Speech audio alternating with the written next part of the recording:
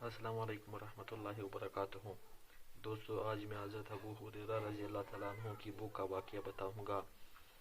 حضرت مجاہد بیان کرتے ہیں کہ حضرت ابو ہریرہ رضی اللہ تعالیٰ عنہ فرما کرتے تھے کہ اللہ کی قسم میں بو کی وجہ سے اپنے جگر کو زمین سے چپٹا دیتا تھا، اور بو کی وجہ سے میں اپنے پیٹ پر پتھر باندھ لیا کرتا تھا۔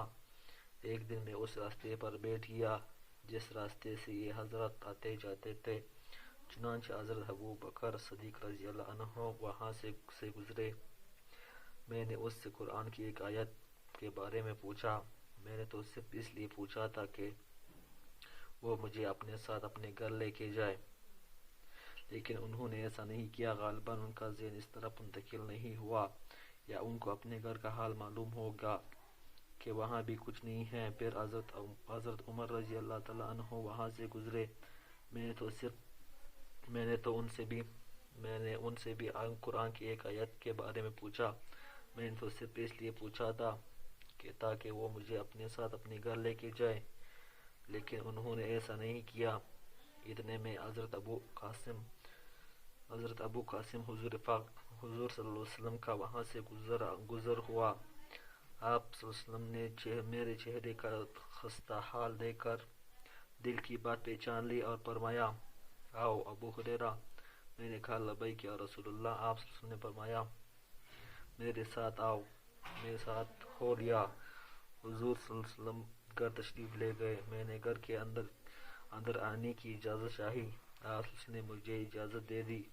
میں نے گھر میں دودھ کا ایک پیالہ رکھا ہوا پایا۔ آپ صلی اللہ علیہ وسلم نے اپنے گھر والوں سے پوچھا، یہ دودھ تمہارے پاس کہاں سے آیا؟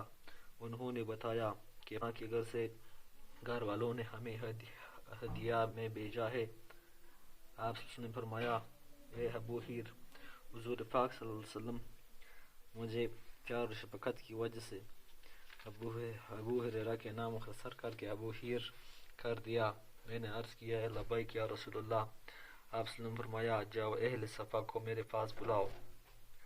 حضرت ابو ہریرہ رضی اللہ تعالیٰ عنہ فرماتے ہیں کہ اہل صفا اسلام کے مہمان تھے، جن کا نہ کوئی گھر تھا اور نہ ان کے پاس کوئی مال تھا۔ جب حضور پاک صلی اللہ علیہ وسلم کی خدمت میں کہیں سے ہدیہ آتا تو خود بھی استعمال فرماتے اور اہل صفا کو بھی دے دیتے۔ جب آپ صلی اللہ علیہ وسلم کے پاس صدقہ آتا تو خود استعمال نہ فرماتے، بلکہ وہ سارا کا سارا اہل صفا کے پاس بھیج دیتے، اور اس میں سے کچھ بھی استعمال نہ فرماتے۔ اہل صفا کو بلانے سے مجھے بڑی پریشانی ہوئی، کیونکہ مجھے امید تھی کہ اس دودھ میں سے مجھے اتنا مل جائے گا کہ جس سے باقی ایک دن رات آسانی سے گزر جائے گا، اور پھر میں ہی قاصد بن کر جا رہا ہوں۔ جب وہ لوگ آئیں گے تو میں ہی ان کو دودھ پلاؤں گا، تو میرے لیے دودھ کچھ نہیں بچے گا۔ لیکن اللہ اور اللہ کے رسول کی مانے بغیر چارہ بھی نہیں تھا۔ چنانچہ میں گیا، ان کو بلایا۔ انہوں نے آ کر حضور صلی اللہ علیہ وسلم سے اندر آنے کی اجازت مانگی۔ آپ صلی اللہ علیہ وسلم نے اجازت دے دی۔ وہ گھر کے اندر آ کر اپنے جگہوں پر بیٹھ گئے۔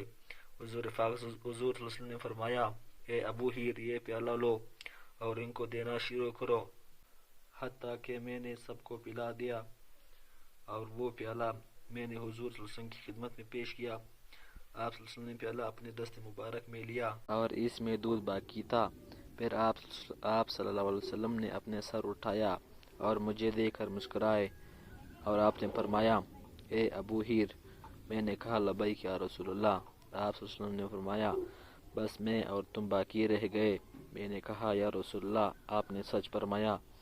رسول اللہ صلی اللہ علیہ وسلم نے فرمایا، لو اب تم بیٹھ جاؤ اور تم پیو۔ چنانچہ میں بیٹھ گیا۔ میں نے خوب دودھ پیا۔ آپ صلی اللہ علیہ وسلم نے فرمایا، اور پیو۔ میں نے اور پیا۔ آپ صلی اللہ علیہ وسلم مجھے بار بار فرماتے کہ اور پیو۔ میں پیتا رہا، یہاں تک کہ میں نے کہا، قسم ہے اس ذات کی جس نے آپ صلی اللہ علیہ وسلم کو حق دے کر بھیجا ہے، اب میں اپنے میں اس دودھ کے لیے کوئی راستہ نہیں پاتا ہوں، یعنی اور دودھ پینے کی گنجائش نہیں ہے۔ آپ صلی اللہ علیہ وسلم نے فرمایا، اچھا پیالہ مجھے دے دو۔ میں نے آپ صلی اللہ علیہ وسلم کو پیالہ دیا۔ آپ صلی اللہ علیہ وسلم نے وہ بچا ہوا دودھ نوش لیا۔